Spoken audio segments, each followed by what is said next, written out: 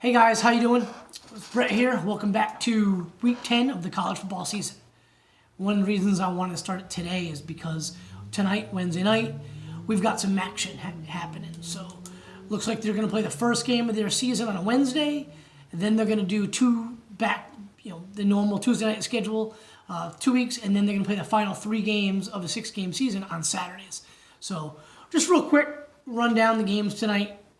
You got Eastern Michigan at Kent State, Western Michigan at Akron, Buffalo at Northern Illinois, Ohio at Central Michigan, Ball State at Miami of Ohio, and Bowling Green at Toledo.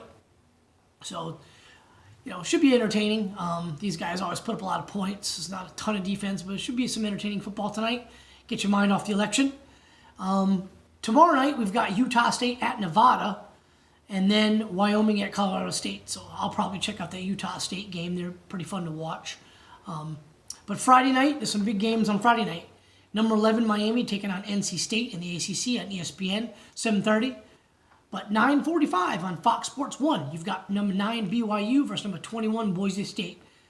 I've been saying all year, Zach Wilson for BYU. You got to watch him. The dude's talented. He's basically like a Justin Fields. I don't think he's quite as big as Justin and probably not as fast, but he's really, really close in terms of overall talent. Really close. I predict BYU is going to go into Boise State and get the game won. But Boise State's a pretty good team this year as well. So really entertaining game. Probably one of the more entertaining games of the week. So definitely check that out. And 9:45, hopefully I can stay up to watch the whole thing. Anyway, so let's move on to Saturday. Quick noon slot games. You've got Michigan at Indiana, number 23 Michigan, number 13 Indiana. Michigan looking to bounce back.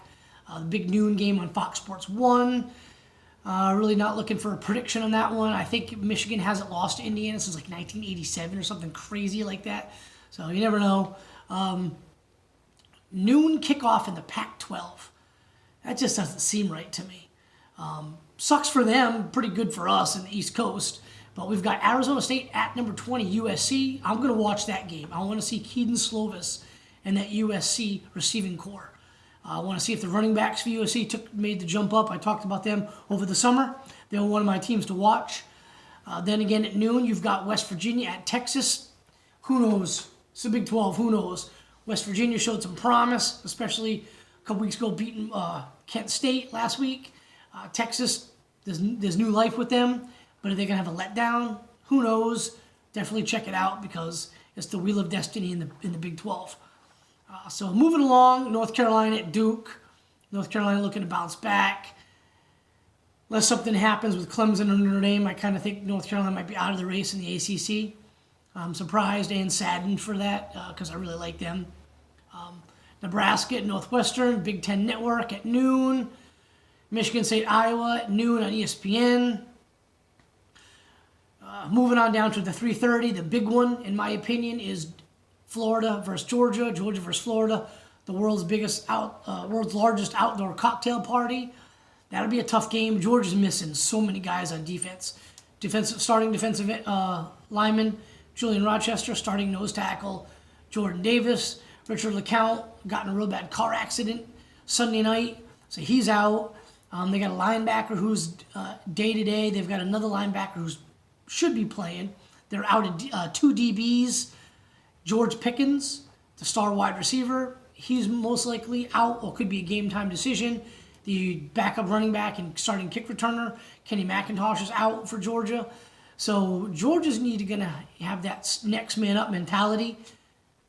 No excuses. Kirby Smart's had, 2, 3 number 1 recruiting classes in a row. You got to have that quality depth. But it's going to be a tough ask to play Florida. Kyle Trask, defense for Florida, looked really good last week. I know they've got some suspensions because of the brawl, but it's only for the first half. That's going to be a tough game for Georgia. I think Florida's going to take them. Elite offenses beat elite defenses recently. As good as Georgia's defense is, it was going to be a hard game with all those guys in and healthy, with those guys out. Going to be kind of like Georgia-Alabama, in my opinion. It's going to be on Georgia's offense versus Florida's defense to get the game won. And we haven't seen anything from Georgia's offense this year. That leads me to believe they can throw up 35 consistently and keep pace. So picking Florida to win that game, but it's definitely must watch this weekend. Rest of the 3:30 slot, not a whole lot going on. You got Maryland at Penn State. Can Penn State bounce back? For the love of God, they've got to. They're 0-2. Moving along to 4 o'clock, Oklahoma State at Kansas State. That should be a pretty good game. Like I've said a bunch of times, this game could decide the Big 12. You never know. Crazier things are happening already. So that'd be a good game at 4. Pittsburgh at Florida State. Moving on to the night games, the big one of the night. Clemson at Notre Dame. We talked about this on Sunday. I see Clemson winning this game, but I think it's going to be a really close game. We got Rutgers at Ohio State. Snooze fest. Ohio State's going to win by 1,000. Stanford at Oregon. Number 12 Oregon at 7:30. It should be a good game. Tennessee at Arkansas 7:30. Probably entertaining game. You've got some night games with the Pac-12. You've got Washington State at Oregon State at 10:30. Washington at Cal at 10:30. And then if you can stay up, you've got New Mexico at Hawaii at 11. So 2 games canceled this week. Well, canceled. For the second week in a row, Wisconsin's canceling their game at home against Purdue. Florida International is canceled against at UTEP. Main thing here is the Wisconsin game. They play 8 conference games. This is their second game canceled. So that means they got 6 games. They cancel 1 more, and they are ineligible for the conference championship, which kind of sucks because Graham Martz looks really good. With him under center, I think their ceiling is much higher than with Cone, but it'd be a real shame to see if they can't get the rest of the season going. I know Paul Chryst has COVID. Don't really know the extent of COVID at the team, but they've been enough to, it's enough to cancel the game. So that's pretty shitty. Sucks for them. And now all the pressure's on. They cannot afford to miss another game, or they're basically done. They can play, a couple more games and then, sit home, watch the rest of the conference, and watch whoever's going to be number 2 in that Western Conference play Ohio State and just get run over. So anyway, looking forward to see what happens with the rest of the season with Wisconsin. So pretty good games, like I said, this week. I'll be watching a lot of them. And hopefully Terry will be over watching some games with me. So we'll get back at you guys on Sunday night with a recap. But hopefully you guys enjoy the weekend. All right, take care.